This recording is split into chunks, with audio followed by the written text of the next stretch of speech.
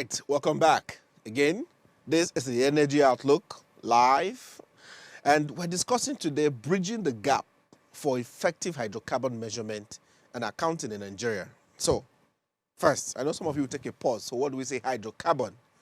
Many in the energy sector already know what I'm talking about, but there needs to be more context in it. As I said earlier at the beginning, Nigeria depends solely on its revenue from the energy sector, especially the oil and gas, and the chunk of our revenue comes from this sector. But indeed, there needs to be a lot that needs to track, measure, and give a proper accounting of what we are generating from the sector. How do we do this? And this is a thing that many don't talk about so much. Are we losing more money somewhere? Or should we be generating more from a different, angle? What are we not looking at? So, how do we bridge the gap that exists? So, my guest today is Mrs. Sunday Kanshio, PhD, is the founder, managing partner of Flexing and Company. My very good friend, Dr. Sunday, if you permit me to call you that. Welcome to the program. Can you hear me, Doc? Thank you so much, Wisdom. Yes, I can hear you, Wisdom. Okay, fantastic. Welcome to the Can program. you hear me? Yes, I can hear you clearly. So, yes, thank you so much. Yes, thank you much. Yeah. So we're discussing today a topic I know is dear to your heart, and it's something that you've been driving for quite a long time. And I was at the Hydrocarbon Measurement and Accounting Conference last year, and I know that there was so many discussions and technical presentations that gave a deeper insight of what is happening within the oil and gas space. So, Doc, I want to bring you on now to please explain to us. Many may not understand really when we say hydrocarbon measurement and accounting. What are we really talking about?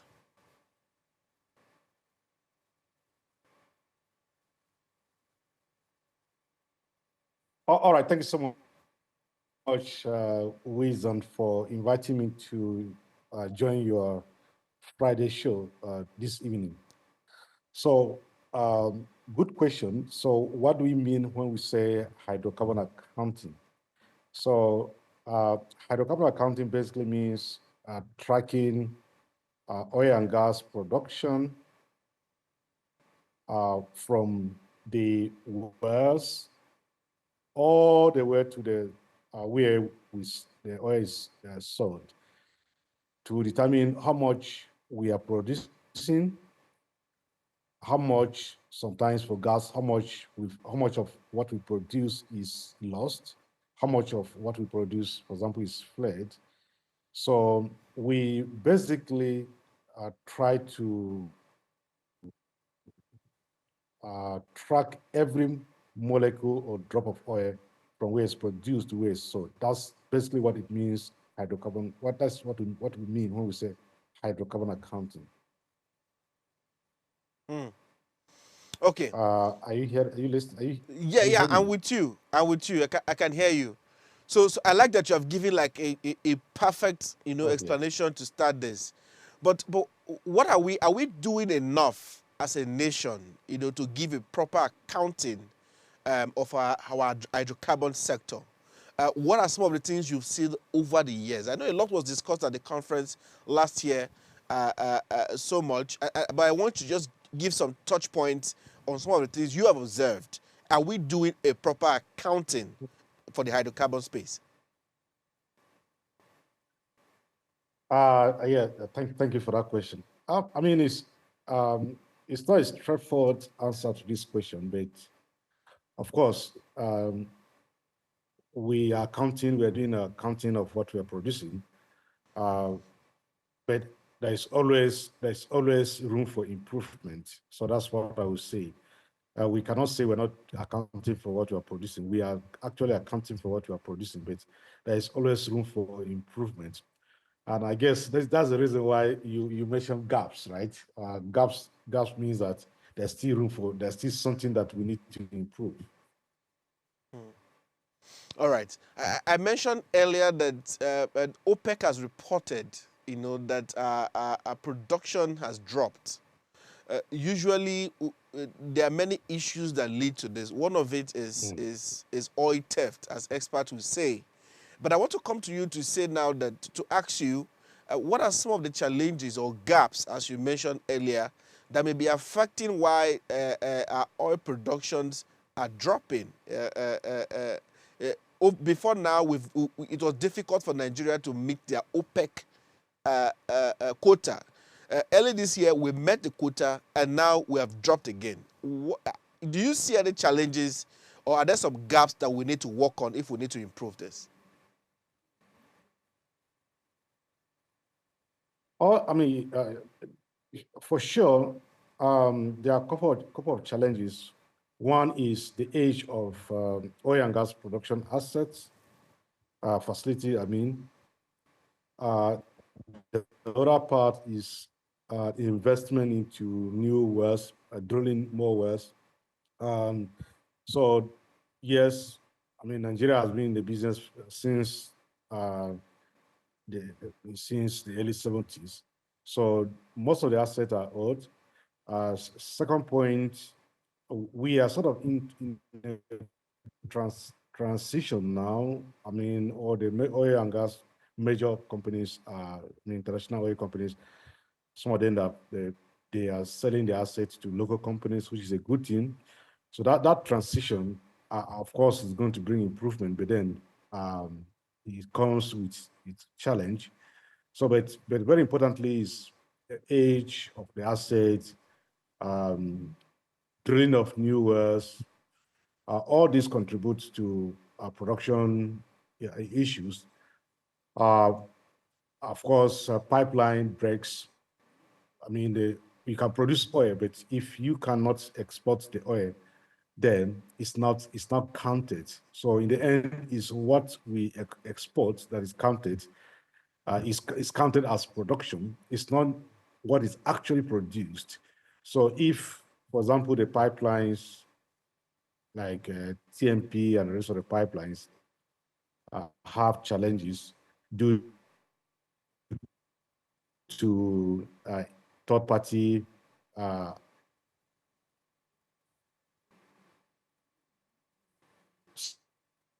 sabotage, for example, then so we are witnessing up and down in terms of our production output.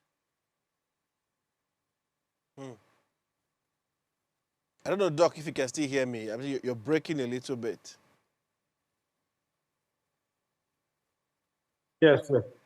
Yes, I can hear you. It looks to me like the network is not very good, Yeah, but yeah. I So we can hear lost a you. bit of what you said in the last part of it. I don't know if you want to repeat that so that, because we lost a bit of that.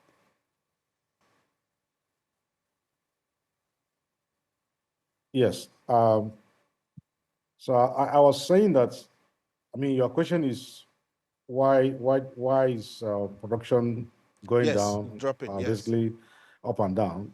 So I'm saying that there are many reasons to attribute to this drop in production. You have the issue of pipeline being tampered with, and when the oil is produced, it has to be exported. So Okay. it goes through pipelines to the export partners. So when the pipelines that convey this oil to the export terminals are not, tampered with, this has tendency of reducing the amount of oil that is being exported. The other part is the challenge of old assets. Some of the assets are quite aged, so their capacity to deliver production to the level that is required is hampered due to the level, the if you like, the age of the asset. The other part is investment to drilling of new wells. Okay, if that investment is not coming in as much as we expected, even though, I mean, as you said earlier in your news, we are seeing new interest, new monies being mentioned, like the 6 billion that you mentioned earlier. But again, these monies have to make their way into the system in terms of the actual drilling of wells, investing into production facilities. If those monies have not arrived in the country in form of the actual investment on the ground, then we'll still have challenge with the volume of oil that we are seeing. So, I mean, there are a lot of issues around this, to be honest. 5 years I don't know if you're ago, hearing, looks like. yes, I can hear you. 5 years ago, you around that time, you started the Nigerian measurement and the Nigerian hydrocarbon measurement and accounting conference. And I know that, I mean, many versions of that conference has happened over time.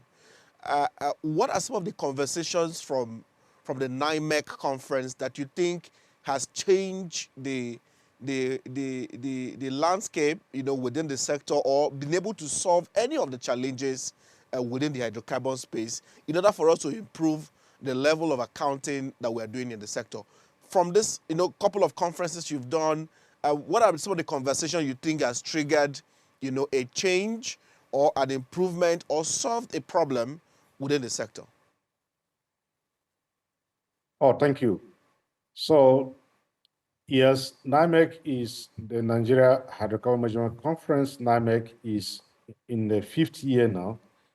So we are celebrating the 50th anniversary of NIMEC this year. And I definitely like to invite you, you and your team to cover this conference. Having said that, let me go back to the question that you've asked. So we have seen a couple of things that have been implemented as a result of maybe some of the things we discussed at NIMEC that we've seen being implemented by the regulator, NUPRC. One of which is measurement or metering audit. For every year, we have seen experts in the sector requesting that there should be a form of metering audit because metering audits help identify issues in the metering system. And as you know, the oil and gas sector, in terms of revenue, in terms of royalty payments, depends on the quantity of oil that is produced and measured. Now, measurement is critical, very critical to the national revenue. Therefore, if the meter or the system that is accounting for the hydrocarbon that is being sold is not audited frequently, there could be some errors in the system that could cost the country a lot of money. So in all the years that we've been doing this conference, every year this issue has been discussed. The first conference, 2021, 2022, 2023, all this hydrocarbon audit, measurement audit has always come up. And this year, last year, the NUPRC awarded a contract for this, which is a welcome development. The other part is wet gas measurement. Wet gas measurement is one big area in the measurement space, which is an enabler for gas production. Everyone is talking about gas, natural gas now, but without good measurement of natural gas, you cannot encourage investment in that sector. Even if you encourage investment, investors may not be able to recover their money, or the country may lose money because of poor measurement, because everything is hinged on measurement. So oftentimes, the gas that we produce comes with liquid, so we call it wet gas. So measuring that kind of gas presents difficulty. This topic has been discussed a couple of times at NIMEC. Just last year, the president issued a presidential order number 40 that has enabled the NUPRC quickly developed a guideline for wet gas measurement. So I believe NIMEC is making impact in the hydrocarbon measurement accounting system or phase in the country. Or most of our discussion, we usually at the end of the conference, we share these outcomes with the regulator, with all the stakeholders. So we believe that some of the changes that we're experiencing now are coming maybe as a result of some of the discussions that we had at NIMEC. There are so many of those discussions that we have seen that they've been implemented, and those things, those two items I mentioned, metering audit, and the development of guidelines by the NUPRC for wet gas measurement. I mean, another part is this greenhouse gas emission measurements. We have seen that all the regulators, both NUPRC and NNDPRA, they are working very seriously now, trying to ensure that oil and gas companies account for emissions. But these are all the discussions that we usually have at the conference. So in a I can nutshell, say that.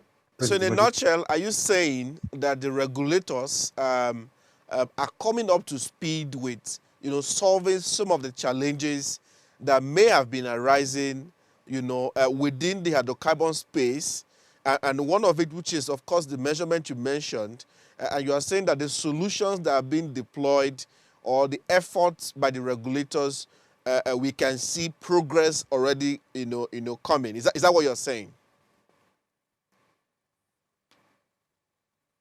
Oh yes, that's correct. So the regulators, I mean, from my viewpoint, they are listening very well now. They are really listening to it. I also want to state that the NIMEC is sponsored by these regulators as well. So they are very serious about measurement. They have been very supportive. The NNDPRA sponsor NIMEC.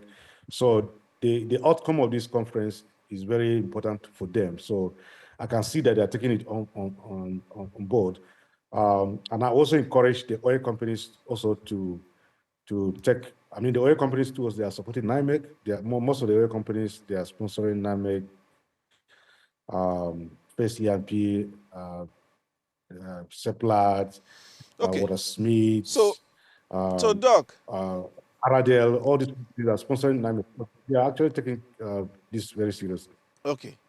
So now, I mentioned earlier that the federal government says it had secured $8 billion for deep water oil and gas projects.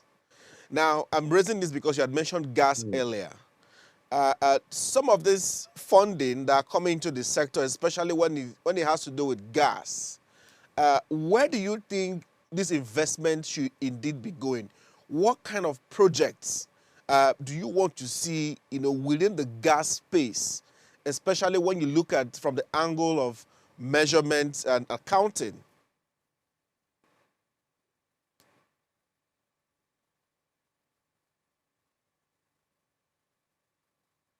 Yeah. So from the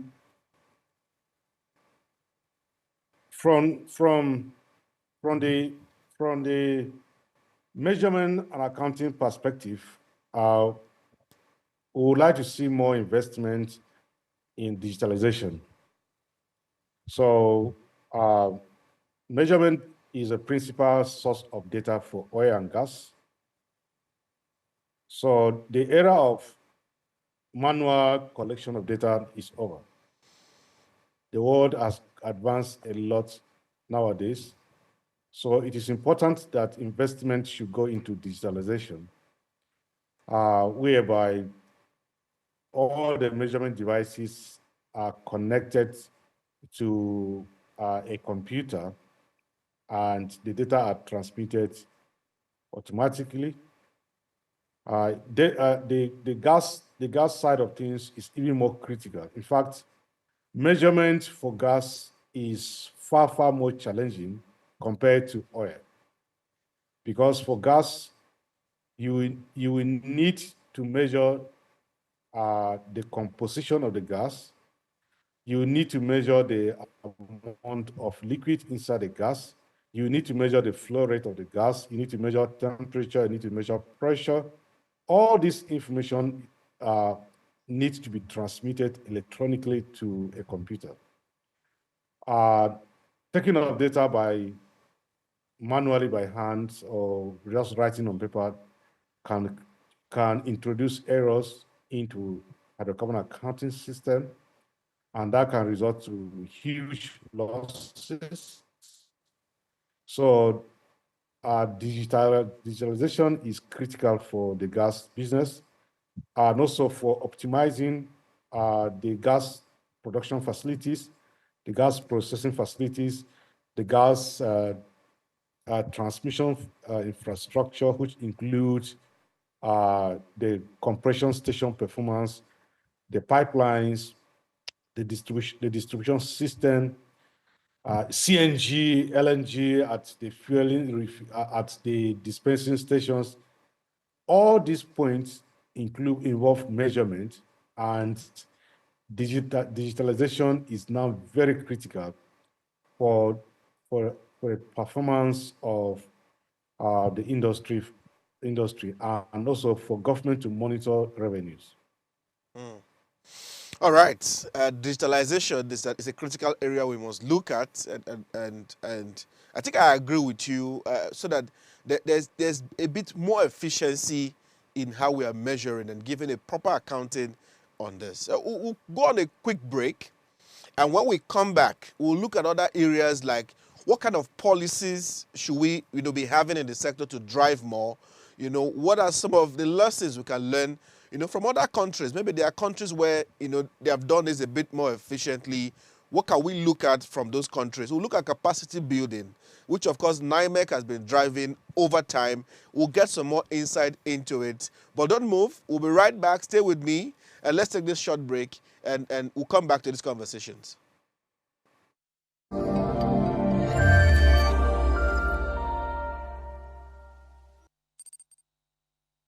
Life is made up of moments, some that fill us with joy, others that test our strength. Welcome to Heartlines. This is our space to explore the highs and lows of human connection, the love, the heartbreak, and resilience that shapes our life.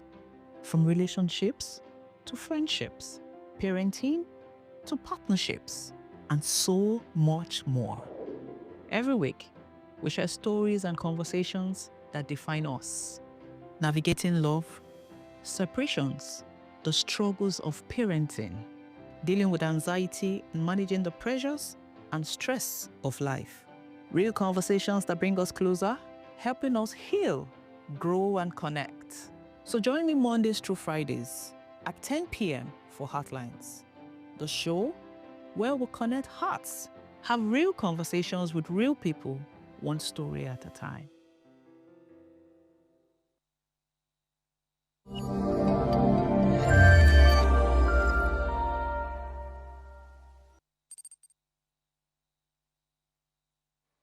Welcome back. And again, this is the Energy Outlook Live. Now, we've been discussing bridging the gap for effective hydrocarbon measurement and accounting in Nigeria. The oil and gas sector in Nigeria is quite vast, and the country depends on it largely for its revenue. But have we been measuring and giving a proper accounting of what we get from this sector? And my guest, Dr. Sunday Kanshio, has been talking to me. He's the founder and managing partner of Flexing and Company, and has been working vast enough in the sector. And he's talking to me on some of the issues of what we can do and how we can bridge the gap. So, Doc, are you still with me, if you can confirm?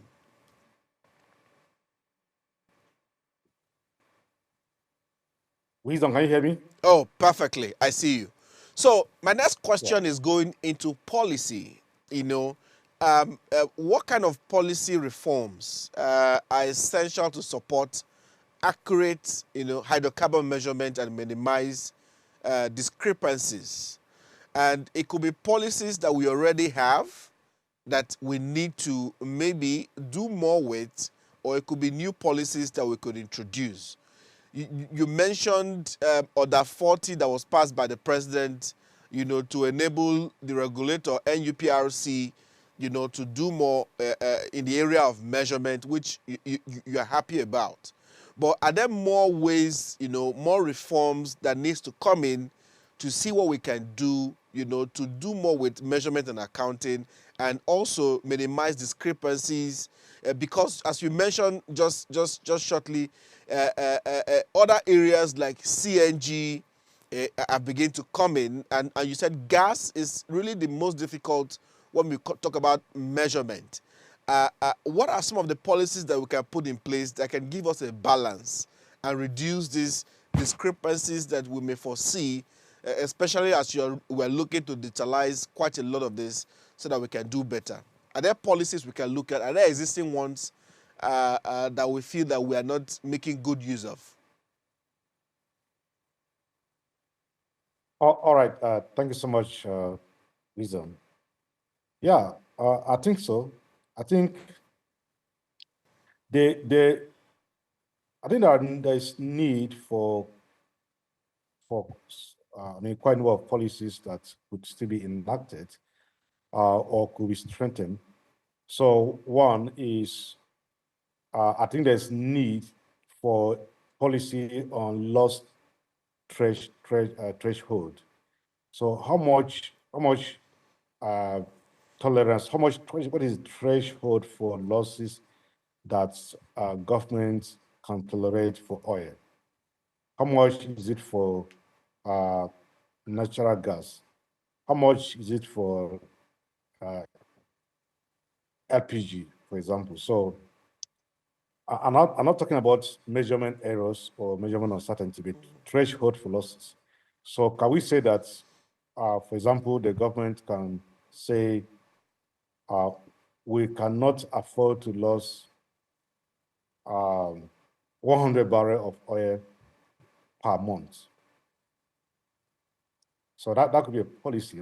The government can say that we must not lose 100 barrels in any month or in any day. So then, what can we do to ensure that we don't lose a barrel?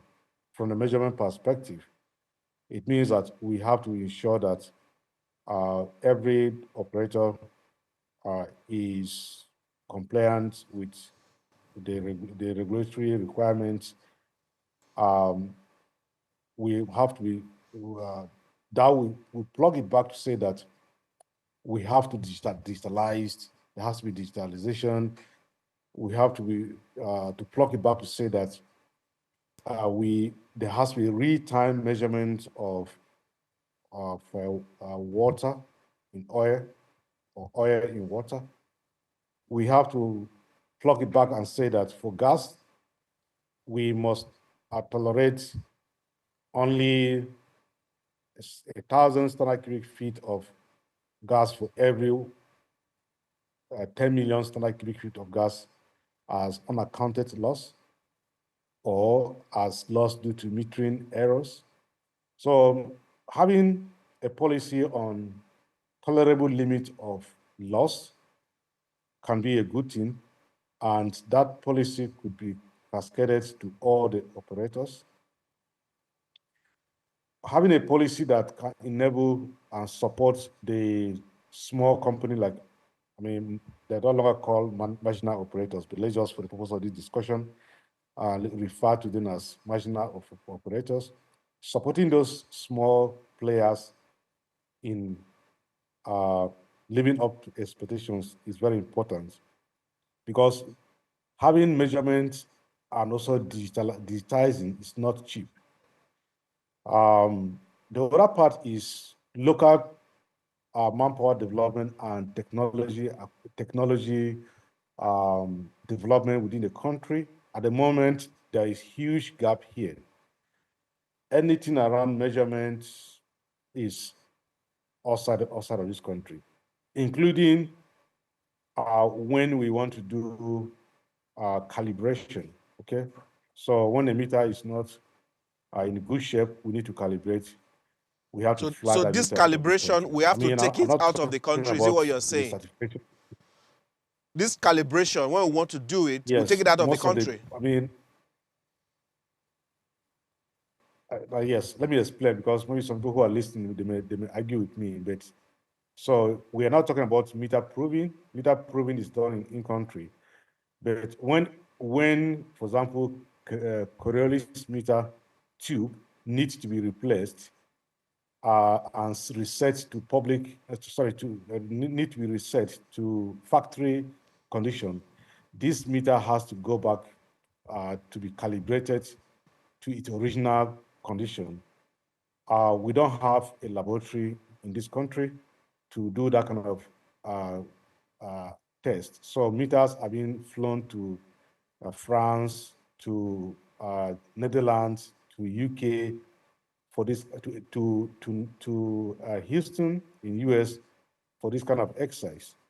We don't have a national, uh, international standard laboratory that can carry out this kind of calibration exercise in this country. This is a lot of money, and I can tell you one meter can cost you like $50,000 to calibrate. Some organization outside this country charge like 10,000 per meter, or sometimes 10,000 per day to do this kind of work. So it costs oil companies a lot of money. So this is another area that maybe the Ministry of Petroleum, the regulators, NCDMB, and the Ministry of Industry, Trade and Investment could come together to see. I mean, my company is more than happy to support in this area with our knowledge to support in this area. But I can tell you, we have huge challenge here. This is a very national. I can call it a national embarrassment. The country needs to invest heavily in this area. So this can be a policy as well. Okay, now you mentioned how other countries, it leads to my next question perfectly well, which is, what lessons can Nigeria learn, from other producing countries, about this effective hydrocarbon measurement? What are other oil producing countries doing that we need to really pick those lessons from and begin to implement for Nigeria, so that we don't have to, begin to lose this huge amount of money, out of the country, so that we can be able to look inwards and see how we can begin to resolve. From your experience, of course, working in this space for quite a long time, what are the things that when you look at other oil-producing countries, we can easily, the low-hanging fruits, we can begin to do, for Nigeria to begin to look at, how we can improve and do more for the sector?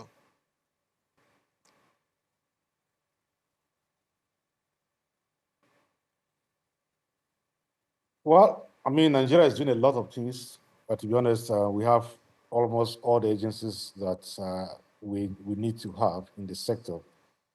Nigeria has had long years of experience, but we are still behind, especially about technology.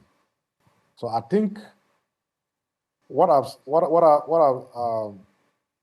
is lagging is the fact that we're not investing into R&D that much. I know the country is investing in training people abroad.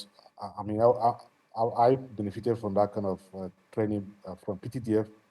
PTTF is doing a very good job of training Nigerians abroad. But I think there's need for local research and development. And I'm not talking about giving people 50 million naira to do research. I'm talking about strategic long-term investments in proper research work in billions, not small money, a lot of money. So you can see this kind of strategic investment in countries like Saudi. So Saudi Aramco, for example, is one state owned company that has invested a lot in the oil and gas sector in technology. What they do is that when they see a company developing a technology somewhere in the world, sometimes they buy the technology, or they buy the patent, or they just buy the company. And that's one way to deploy technology fast into your country if you see a technology somewhere that you think is good, you can buy the company or you can buy the patent and then bring it to your company into your country and develop it. Then invest in your universities for long term, not give lecturers or academics 50 million naira today and ask them to produce technology next year. Is investing for the next 10 years, for the next 20 years. This is how this is what you see in Norway. Norway is very good at this. This is what you see in other countries like, as I said, Saudi Arabia, very good at this. This is what you see in the UK. So, like now we are saying digitalization. People are talking about artificial intelligence. We need to invest into these kind of areas for a long haul, for 10 years. Just keep pumping money and making sure that it is being used. And have target about the specific problem that you want to solve. And these are research institutions, academic institutions. As they're solving that problem, they are attached to an industry, to a company, and that is being tested and taken back to the university or to the research institution, and it's being tried, and then just keep retuning it. And in the next 10 years, you see that you have come up with a leader of the country. Before I let you go, because we're fast running out of time, you've raised a big concern there around capacity building. And I know this is one area that NIMEC has also focused on because of the conferences and the conversations around this. Now, quickly, in 30 seconds, capacity building, aside R&D that will help us, of course, to improve more, what area of capacity building should we be looking at now? If you look at capacity building within, the hydrocarbon measurement and accounting space, what can the capacity building do different? What should we look at? Well, again, the government is doing a lot. As I will repeat this. For example, PTTF is doing very well, doing a lot of investment in capacity building. One area we definitely recommend is when people acquire knowledge, they have to put this knowledge to use. Okay. So this could be another area of capacity building, how people can put their knowledge to use, not just acquiring knowledge, but not using this knowledge. So when people are being sponsored to go to universities, whether in Nigeria or abroad, when they have acquired knowledge, you need to spend another money to make sure that this knowledge is put to actual use. Okay. There is capacity building in this area, and I think this is one area that we haven't been investing enough. We have a lot of graduates who have studied engineering, studied all kinds of courses, but how to use this kind of knowledge is a challenge. We need to teach people how to use the knowledge that they have acquired. There's huge knowledge in Nigeria. Doc, sometimes we undermine the kind of knowledge we have. Doc, the knowledge is not enough when we don't use the knowledge. No. Yes, Doc, that's a fine place to leave it. And I know the conversations will continue at the Nigeria Hydrocarbon Measurement and Accounting Conference for 2025. So those that are interested to attend can just Google it and, of course, get more information. These are some of the things we will continue with the conversation. But, Doc, thank you for finding the time to speak with me. The time is not enough to really exhaust all my questions I needed to ask you, really. But I'm sure we can get you back at another time to continue it. But indeed, thank you so much. But this is a fine place. We'll leave it. I will be at the conference, and I'm sure that there will be more questions I can ask even to more people when the time comes. So thank you so much, Doc, for finding time to speak with me. All right, that's the much we can take on the program today. And I hope you find that very valuable. I'll leave you with these words. Transparency in hydrocarbon measurement is essential for economic stability. To protect our resources, we must invest in technology, capacity building, and stringent accountability measures. This is a perfect summary of all we have discussed today as we talked about bridging the gap in the hydrocarbon measurement and accounting space in Nigeria. If we depend so much on this revenue from this sector, there's so much we need to do. And I didn't take the last bit of the conversation to be, what are the concerns as we transition? Energy transition conversation keeps going on, but we need to have that. As we transit, what do we need to look at, especially when we see that Nigeria is an economy that depends so much on oil and gas, and with a dwindling economy as we have it, there are many concerns. But thank you so much. This is how much we can take on the conversation today. And you can watch the episodes live as you follow our official YouTube channel at Official Upgrade TV. And you can catch more insight on previous episodes and previous experts we've spoken to on so much conversation happening within the oil and gas sector. My name is Wisdom Chap Jumbo, and this is the Energy Outlook. Until next week, same station, same time. Don't miss it. I'll see you next week. Thank you.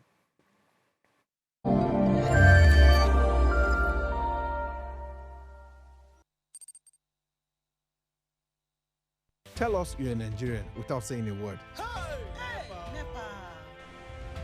Energy security is one of the most pressing issues for many developing countries like Nigeria. And if there's going to be any meaningful progress, addressing our energy issues is non-negotiable. I need to see light for my house. Make them do something. Band A is expensive. I literally have to turn off all my appliances just to reduce costs. We need light. Introducing the Energy Outlook, your go-to show for everything energy.